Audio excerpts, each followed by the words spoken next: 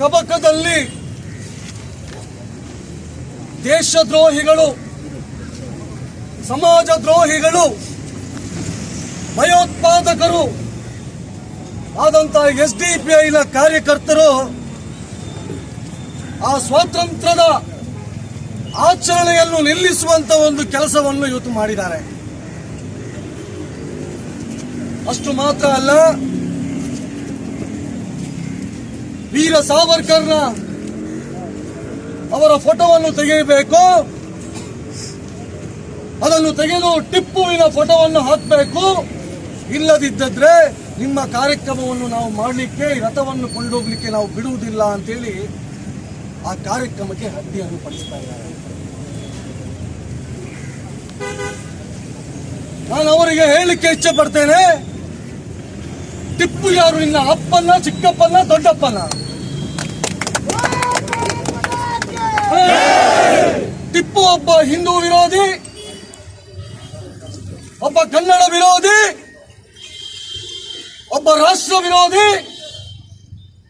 ಸಾವಿರಾರು ಹಿಂದೂಗಳ ಹತ್ಯೆಯನ್ನು ಮಾಡಿದ್ದಾನೆ, ನೂರಾರು ದೇವಸ್ಥಾನಗಳ ಧ್ವಂಸವನ್ನು ಮಾಡಿದ್ದಾನೆ, ಸಾವಿರಾರು ಹಿಂದೂಗಳ, ಕ್ರಿಶ್ಚಿಯನರ ಮತಾಂತರವನ್ನು ಮಾಡಿದಂತ ಒಬ್ಬ ವ್ಯಕ್ತಿಯ ನೀವು ಫೋಟೋವನ್ನು ಇಡಬೇಕು ಅಂತೇಳಿ ಒತ್ತಾಯ ಮಾಡ್ತಾ ಇದ್ದೀರಲ್ಲ.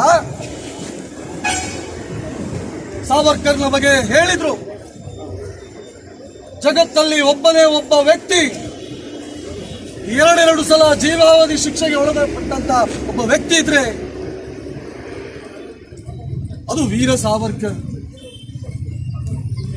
16 ವರ್ಷ ಕರಿನೀರಿನ ಶಿಕ್ಷೆಯನ್ನು ಅನುಭವಿಸಿ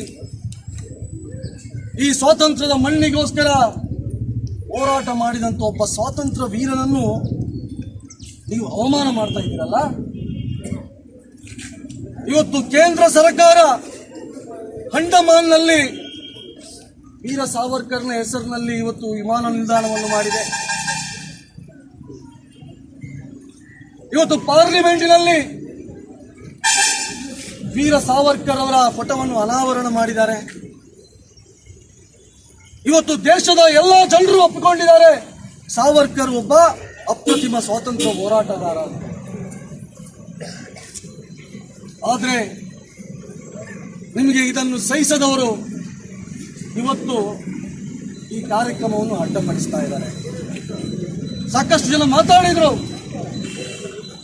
ನಾನು ನಿನ್ನೆ ಕಾರ್ಯಕ್ರಮ ಆಗಬೇಕಾದ್ರೆ, ಇದು ಪ್ರತಿಭಟನೆ ಆದ್ಮೇಲೆ ಸಂಜೆ ನಮ್ಮ ಸಂಘಟನೆಯ ಪ್ರಮುಖರಿಗೆ ಫೋನ್ ಮಾಡಿದ್ದೆ. ನಾವು ಪೊಲೀಸ್ ಸ್ಟೇಷನ್ಗೆ ಹೋಗಿ ಮನವಿಯನ್ನು ಕೊಟ್ವಿ ಅಂತ ಹೇಳಿದ್ರು. ಆಗ ಅಲ್ಲಿದ್ದಂತ ಒಬ್ರು ಪೊಲೀಸ್ ಅಧಿಕಾರಿಯವರು ಹೇಳ್ತಾರಂತೆ, ಅವರಿಗೆ 4ನೇ ಕ್ಲಾಸು ಕಲಿತದ್ದು, ಅವರಿಗೆ ಶಿಕ್ಷಣದ ಜ್ಞಾನ ಇಲ್ಲ, ಈ ದೇಶಕ್ಕೋಸ್ಕರ ಹೋರಾಟ ಮಾಡಿದವರು ಯಾರು ಅಂತ ಗೊತ್ತಿಲ್ಲ, ಹಾಗಾಗಿ ಅವರಿಗೆ ದೇಶದ್ರೋಹದ ಕೆಲಸ ಮಾಡಲಿಕ್ಕೆ, ಕೇಸ್ ಹಾಕ್ಲಿಕ್ಕೆ ನಮಗೆ ಬರುವುದಿಲ್ಲ, ಕಾರ್ಯಕ್ರಮದ ಅಡ್ಡಿಪಡಿಸಲಿಕ್ಕೂ ಅಂತ ಕೇಸನ್ನು ಹಾಕಿದ್ದೀವಿ ಅಂತ ಹೇಳಿ. ಅರೆ, ಅವರು 4ನೇ ಕ್ಲಾಸ್ ಕಲಿತದ್ದು ಹೌದು ಸ್ವಾಮಿ. ನೀವು ದೊಡ್ಡ ವಿದ್ಯಾಭ್ಯಾಸ ಮಾಡಿ ಇನ್ಸ್ಪೆಕ್ಟರ್ ಆಗಿದ್ದೀರಾ, ಅಧಿಕಾರ ಪಡೆದುಕೊಂಡಿದ್ದೀರಾ. ನಿಮ್ಗೆ ಗೊತ್ತಿಲ್ವಾ ಸ್ವಾತಂತ್ರ್ಯ ಹೋರಾಟಗಾರ ವೀರ ಸಾವರ್ಕರ್ ಯಾರು ಅಂತ ಹೇಳಿ? ನಿಮ್ಗೆ ಗೊತ್ತಿಲ್ವಾ? ನೀವು ದೇಶದ್ರೋಹದ ಕೇಸ್ ಹಾಕ್ಬೇಕಿತ್ತಲ್ಲ ನೀವು.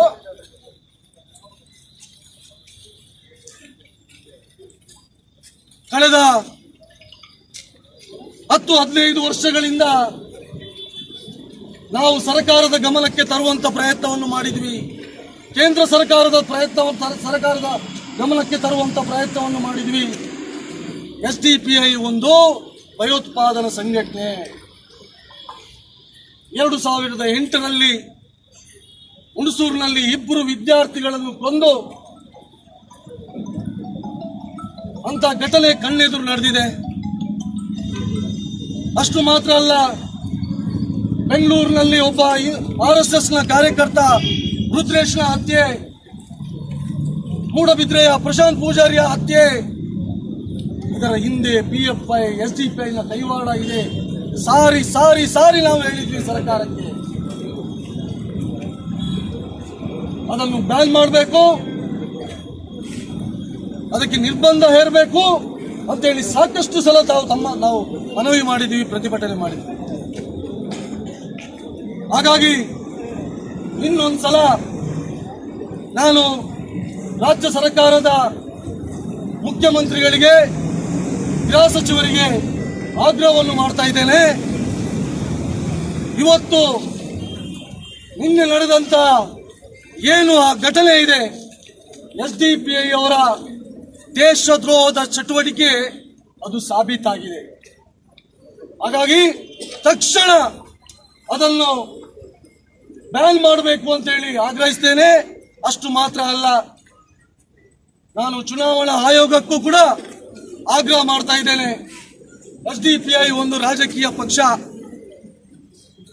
ಇವತ್ತು ಕೇಂದ್ರ ಸರ್ಕಾರದ ಯೋಜನೆಯನ್ನೇ ಕೇಂದ್ರ ಸರ್ಕಾರ ಏನು ತೀರ್ಮಾನ ಮಾಡಿದೆ ಆ ಕಾರ್ಯಕ್ರಮಕ್ಕೆ ಒಂದು ರಾಜಕೀಯ ಪಕ್ಷ ಇವತ್ತು ಅಡ್ಡಿಪಡಿಸ್ತಾ ಇದೆ.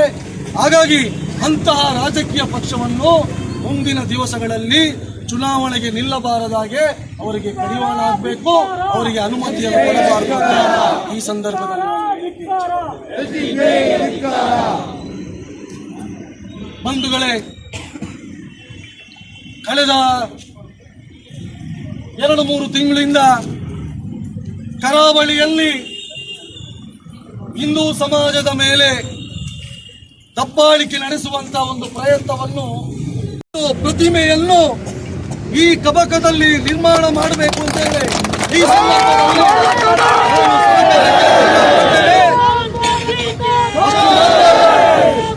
ಇಲ್ಲಿ ಸೇರಿದಂತ ಯಾರು ಆಗಬೇಕು, ವೀರ ಸಾವರ್ಕರ್ ಯಾರು, ಸ್ವಾತಂತ್ರ್ಯಕ್ಕೋಸ್ಕರ ಏನು ಮಾಡಿದ್ರು ಎಂಬಂತ ವಿಚಾರ ಎಲ್ಲ ದೇಶದ ಎಲ್ಲ ಜನರಿಗೆ ಗೊತ್ತಾಗಬೇಕು ಎಂಬ ದೃಷ್ಟಿಯಿಂದ ಮುಂದಿನ ದಿವಸಗಳಲ್ಲಿ ಕಾರ್ಯಕ್ರಮವನ್ನು ನಾವು ಹಮ್ಮಿಕೊಳ್ತೇವೆ ಅಂತೇಳಿ ಹೇಳುತ್ತಾ, ಇವತ್ತು ನನ್ನ ಈ ಪ್ರತಿಭಟನೆಯಲ್ಲಿ ಸೇರಿದಂತ ಎಲ್ಲ ದೇಶ ಭಕ್ತರಿಗೆ ನಾನು ವಂದಿಸುತ್ತಾ ನನ್ನ ಮಾತನ್ನು